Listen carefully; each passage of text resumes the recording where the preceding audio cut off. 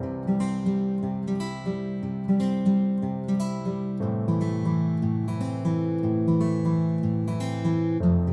can you walk us through your career journey and some key milestones which led to your current position now at Cloudflare? Yeah, for sure. So I actually started out as an engineer for a little over a year because I studied electrical engineering in school. And I really enjoyed working with customers. So I transitioned into a sales role. I was the first person who went through sales training with my company at the time, and that was a lot of fun.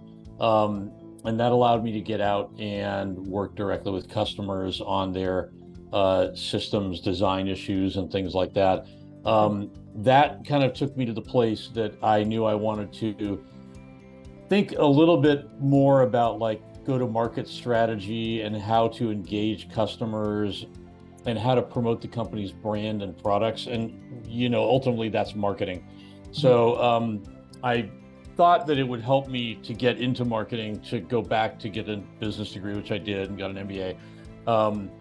And then, just kind of, excuse me, fast forward from there. I was doing marketing and business development for a while, starting new businesses and helping to start new businesses within large organizations. So I wasn't an entrepreneur per se. Then I went and actually joined 3 small companies in a row, all of which were moderately successful. They weren't like massive home runs like a Google or Facebook or whatever, but they went well enough that we got the investors some money back and provided a really nice experience for all the employees, which is important. And then about 20 years ago, I would say after that, I really devoted myself more full-time to being a B2B marketer. And so that has led to basically 4 different positions in the last 20 years, mostly with all with multi-billion-dollar companies, leading field marketing and or demand generation. So that's what I'm effectively sort of focused on and or specializing in at this point in time.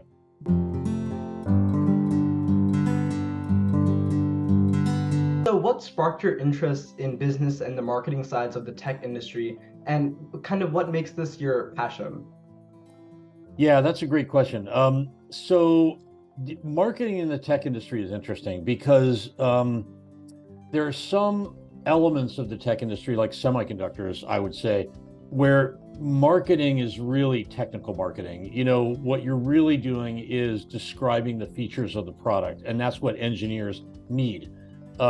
There's not a lot of emotion that goes into buying decisions. It's more about, does the product meet the technical need? In the area that I work in, which is more around software and services, there are elements of sort of classical marketing, which is brand positioning and competitive analysis and customer analysis and things like that. And those are the things that I really enjoyed from a strategy perspective. And then the other thing I like is, again, working directly with customers and working directly with sales. I'm not in a current role, and nor have I generally been in a role where my team directly books revenue or bookings, right? And there's a sales team that does that. So the way I look at it is the sales team is really my internal customer, and I exist to help them succeed. There's some times when that's not the case, like if my team had responsibility for the e-commerce aspect of Adobe Acrobat sales for a number of years, and that was selling on our website. So, that's a marketing situation where you are more, it's almost a B2C type model, business to consumer, where, you're marketing to individuals and small businesses to motivate them and educate them as to why they might want to buy Adobe Acrobat. And then you provide the mechanism for that transaction to be done. That doesn't involve a sales team, but where there is a sales team involved, ultimately, the measure of success for marketing is the sales team able to make their numbers? Because if they're not, then, whether it's a sales execution issue or a marketing issue, the marketing team needs to help. So that's part of what I enjoy as well.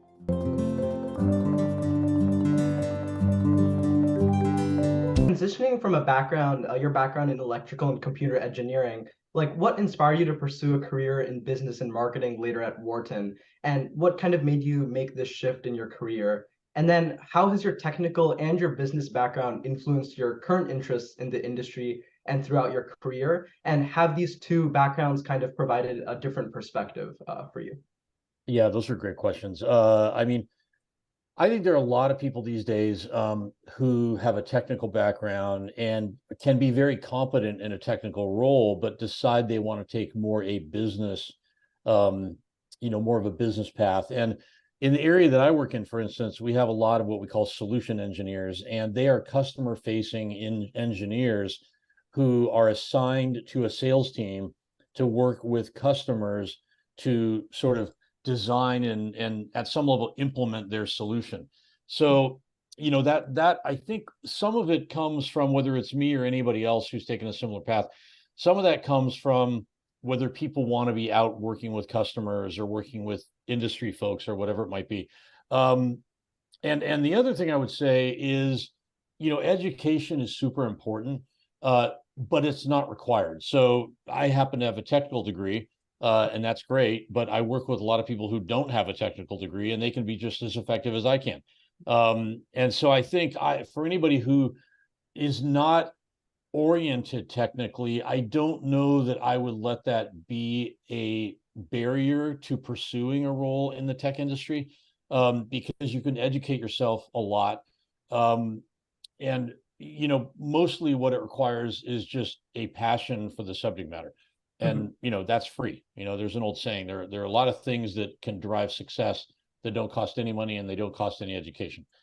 Ambition, showing up on time, following up on things, et cetera, et cetera. So that's the sort of encouragement I would give anyone, is don't assume that you have to have a specific degree or a specific something to pursue a specific career, unless it's a credentialed thing like being a CPA or a lawyer. You Mhm. obviously need a specific education for that, but there are a lot of other things you can do that don't require a specific degree. It just requires, an interest and passion in the subject matter.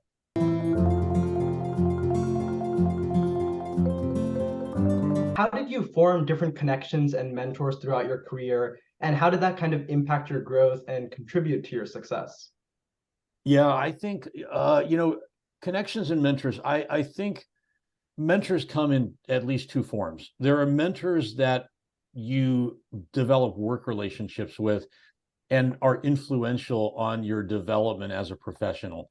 And I would call those informal mentors. And I think probably everybody has informal mentors. It's a half a dozen or a dozen, maybe 20 people that they would look back on and say, hey, that individual really had a lot to do with my success. And I think, and my learning, because that leads to success. I think, in those situations, what's important to do is to be open-minded about developing relationships with people, and to be willing to go out on a limb a little bit and maybe connect with someone who's not necessarily related to your job, but just go talk to them about what they do and learn about, you know, how what they do relates to what you do, right? And that can lead to an informal mentorship. The other thing I think we talk and think about a lot in companies is a formal mentoring program, which I'm certainly a fan of and a supporter of.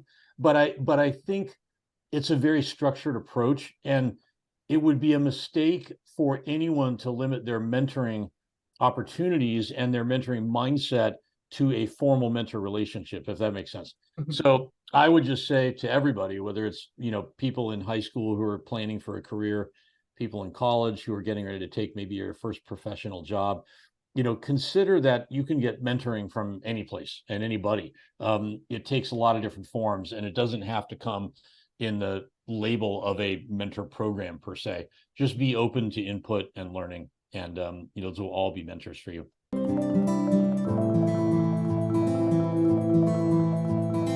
So, given your experiences on the business side of various tech companies from Adobe to Palo Alto Networks and now CloudFlare, could you tell us a bit about your current role at CloudFlare and what you do?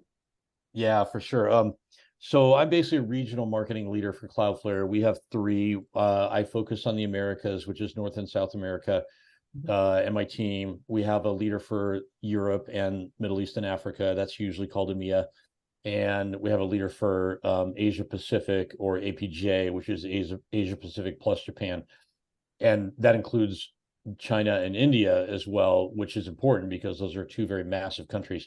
And they have a big impact on the US and the world for that matter, in terms of technology and technology talent, technology development. So those are the three of us who are focused on regional roles. And then within the marketing team at Cloudflare, we have a few folks who are more functionally oriented. And that's not dissimilar to most companies, where you might have somebody who focuses on corporate communications or global campaigns or product marketing, or customer marketing, customer advocacy.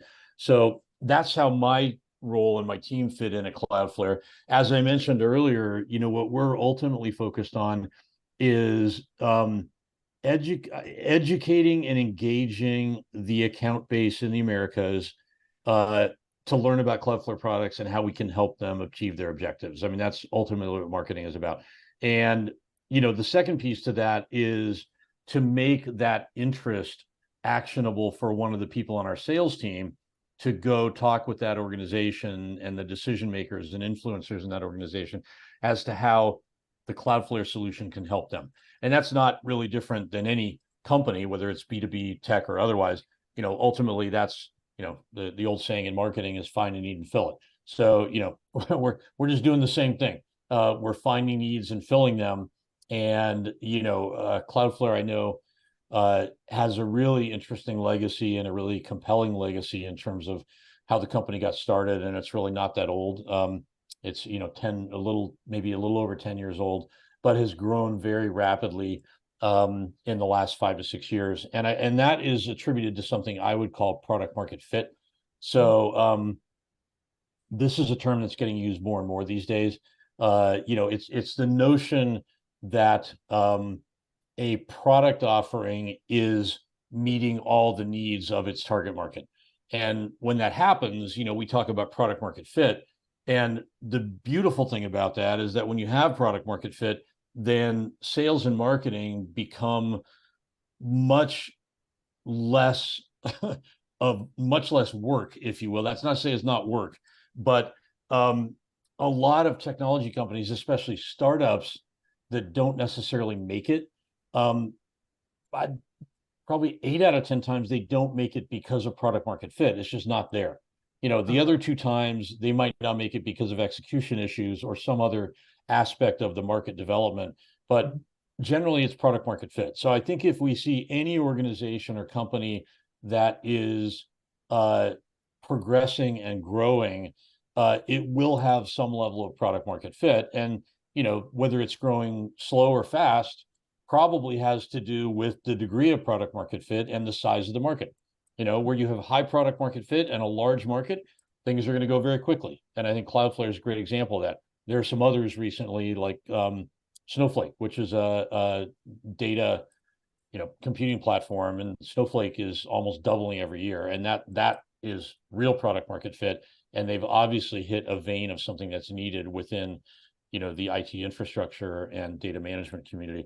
But, companies like Cloudflare are growing at 40 to 50% a year.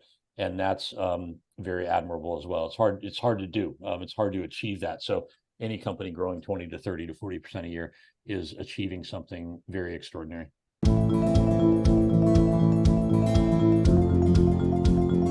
So what advice would you give students in high school or in college interested in pursuing a career in the tech or business field? And is there also any advice in terms of specific skills, their mindset, or strategies for being successful in their careers?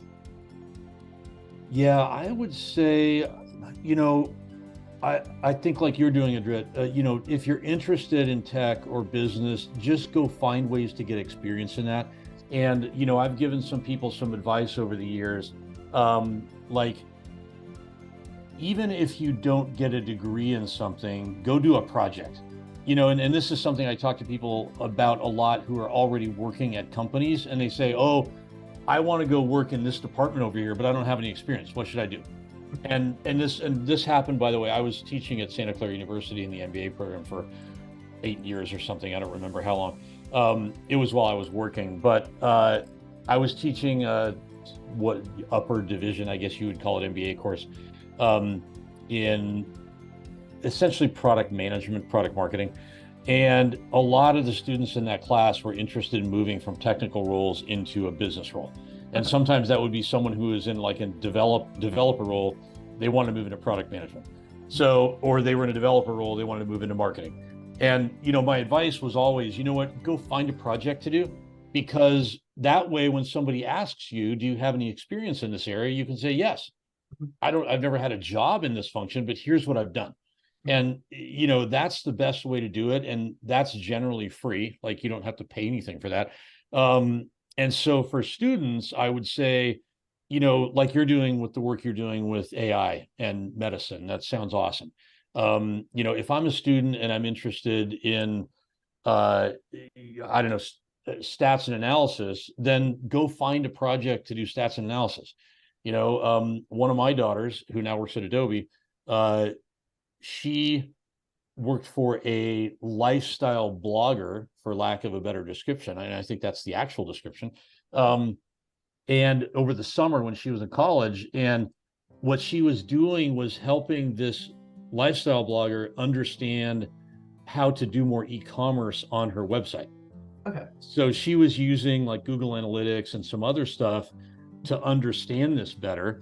And so when she was graduating from college, and I had worked at Adobe, so I had a little bit of background in this area, and I had some, beliefs about this area. I basically told her, like, look, that skill set every company needs. They're all looking for people who can focus on website optimization and e-commerce optimization. So don't undersell yourself. Like, that's what you did. You helped understand how to take visitors to a website, move them through the consideration process, and then make a purchase. Now, some people might look at that and say, well, like, wow, that seems kind of dishonest. Like, just trying to get people to buy stuff. Well, yeah, but I mean, people buy stuff because they want it, right? So there's nothing wrong. She's not prying money out of people's hands. She's simply educating and informing people so they can make a decision on their own. And, that's an example of a project I would say that, she kind of took on, that gave her the exposure and the experience that she could use to springboard into something bigger. And the other thing that happens sometimes is people do that and they realize, like, I don't actually want to do this. So that's important too. Don't be afraid if you try something and figure out you don't actually like it. That's a good thing. Like, then you can move on to something else. Because I always say you can't defy gravity. Like, if you don't like something, you won't do it for very long. Yeah. Either by choice or otherwise. So don't do something you don't enjoy doing. I just said to my team today, I said, you know what? If we're not having fun, why work? I really believe that. Like, if I'm not enjoying what I'm doing, then I'm probably not going to want to work for very long, because Right. it's no fun. And you can't sustain that for very long. It's not good for the soul. So find something fun, find something you enjoy, and that will lead to good things.